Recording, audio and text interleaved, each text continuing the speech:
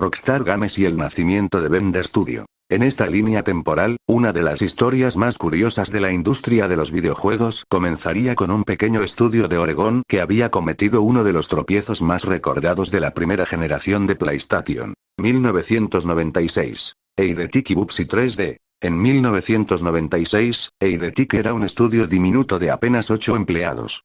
Su gran oportunidad llegó cuando recibió el encargo de desarrollar Bubsy 3D para PlayStation. El equipo se enfrentó por primera vez al desarrollo tridimensional y descubrió rápidamente que pasar de los juegos tradicionales al 3D era mucho más complicado de lo que habían imaginado. El resultado fue un juego que, aunque consiguió una recepción inicial razonable y demostró que Eidetic podía trabajar con el hardware de PlayStation, con el paso de los años adquiriría una reputación mucho más negativa. Para muchos estudios, aquella recepción habría significado el final. Para Eidetic, sería apenas el comienzo. 1997. Aparece Agent.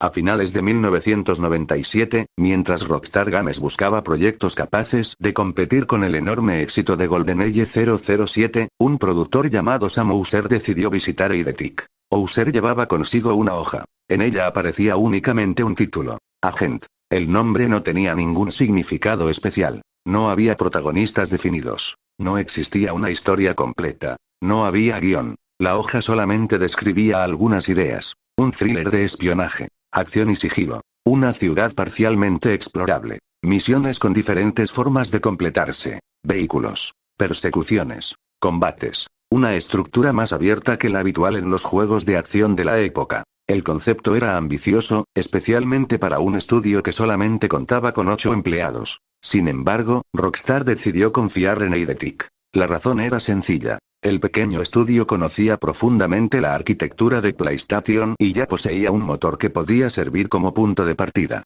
Eidetic reclutó a otros 5 desarrolladores. Ahora eran 13. Y tenían que crear algo que prácticamente ninguno de ellos había hecho antes. El desarrollo caótico de Agent. El desarrollo de Agent rápidamente se convirtió en un auténtico caos. Eidetic no tenía experiencia desarrollando juegos de acción y sigilo, y mucho menos un título con elementos de mundo semiabierto. Durante los primeros meses, el proyecto cambió constantemente. Una versión del juego era más lineal. Otra intentaba convertirse en un juego de espionaje completamente abierto. Después se introdujeron vehículos. Luego se eliminaron. Posteriormente regresaron. La historia también cambió varias veces. En determinado momento, Rockstar llegó a considerar cancelar el proyecto. Pero Sam Houser seguía defendiendo a Eidetic. El problema no es el estudio, habría dicho.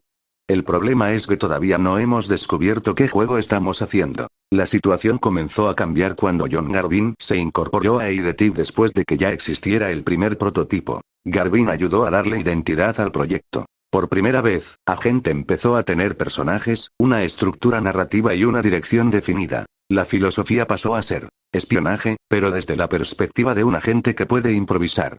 El jugador podía infiltrarse, combatir, utilizar vehículos y explorar determinados sectores de las ciudades. Rockstar estaba convencida de que Eidetic había encontrado algo especial. 17 de febrero de 1999. Agent. Después de un desarrollo turbulento, Agent llegó finalmente a PlayStation el 17 de febrero de 1999. La reacción sorprendió a todos. Los críticos destacaron especialmente la ambición del juego. No era perfecto. Había problemas técnicos, algunas misiones podían sentirse desiguales y el motor mostraba sus limitaciones. Pero el concepto funcionaba. Agent ofrecía algo poco habitual en aquella época. La sensación de estar participando en una película de espionaje en la que el jugador podía decidir cómo abordar determinadas situaciones. Rockstar había encontrado su respuesta a GoldenEye 007. Durante su primer año, Agent vendió más de 1 millón de unidades. Para Eidetic aquello era prácticamente inimaginable. El estudio que había sido conocido principalmente por Bubsy 3D, acababa de convertirse en una de las nuevas promesas de Rockstar.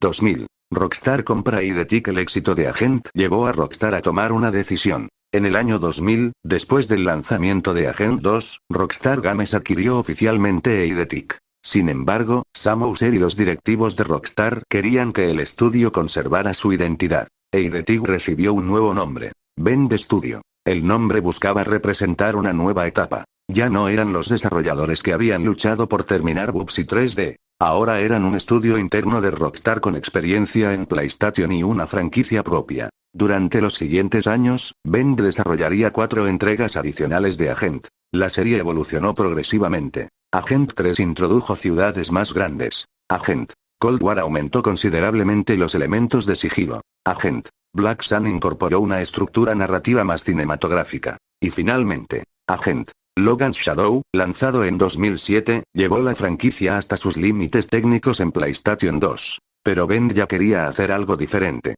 2007. Bend quiere abandonar Agent. Después de casi una década trabajando con Agent, el equipo estaba cansado de repetir la misma fórmula. Querían experimentar. La inspiración llegó de una manera inesperada. Bend comenzó a analizar otra franquicia de Rockstar, Max Payne. Los desarrolladores observaron que Max Payne compartía varias características con Agent. Protagonistas solitarios, historias criminales, acción cinematográfica, conspiraciones, ambientes urbanos, personajes marcados por sus tragedias personales. Bend decidió presentar una idea, un spin-off de Max Payne para PlayStation Portable. El proyecto recibió el título, Max Payne, ¡Viva México!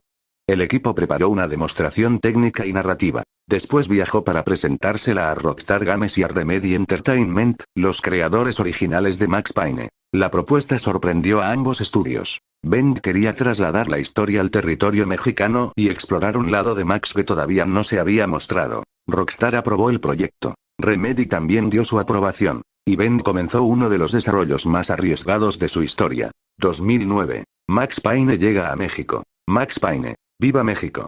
Fue lanzado en 2009 para PlayStation Portable. El juego conservaba las características fundamentales de la franquicia. Acción intensa, investigación criminal y una narrativa oscura. Pero Bend introdujo una identidad propia. Max viajaba a México siguiendo una investigación que rápidamente lo involucraba en una conspiración mucho mayor. El juego aprovechaba las capacidades de PSP hasta sus límites. Las críticas destacaron especialmente el trabajo de Bend al conseguir que una aventura de escala considerable funcionara en una consola portátil. El proyecto fue un éxito. Pero Bend ya estaba mirando hacia otro lado. 2009. El proyecto dicta después del lanzamiento de Max Payne. ¡Viva México!